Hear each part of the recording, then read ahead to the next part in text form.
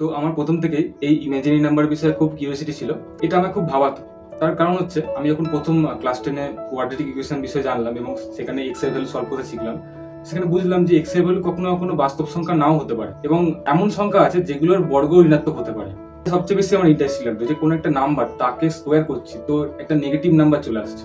সত্যি খুবই ইন্টারেস্টিং লাগতো এই জিনিসটা।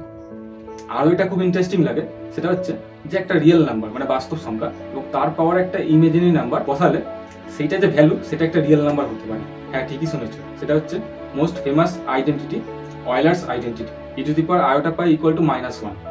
এটাকে বলা হয় ওয়ার্ল্ডস মোস্ট বিউটিফুল ইকুয়েশন। তার কারণ হলো দেখো, অয়েলার্স নাম্বার সেটা একটা নিজস্ব সিগনিফিকেন্স আছে, সেটা একটা ইরেশনাল নাম্বার। তার পাওয়ারে আয়োটা একটা ইমেজিনারি নাম্বার এবং পাই একটা রিয়েল নাম্বার, তারপরে ইমেজিনারি নাম্বার দিচ্ছি, তারপরে যে ভ্যালুটা হচ্ছে সেটা একটা রিয়েল নাম্বারই দিচ্ছে। এবং শুধু তাই না, এই রিয়েল নাম্বারটা একটা নেগেটিভ ইন্টিজার এবং সেটা একটা স্পেশাল নাম্বার -1। ভেবে দেখো, 1 এর নিজস্ব কত সিগনিফিকেন্স আছে অলরেডি।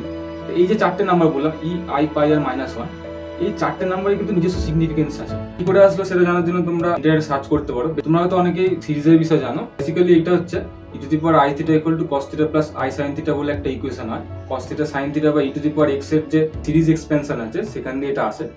এইটা বিষয়ে যদি তোমরা চাও যে আলাদা করে একটা ভিডিও আনবো, তো আলাদা করে ভিডিও আনতে পারি একদিন।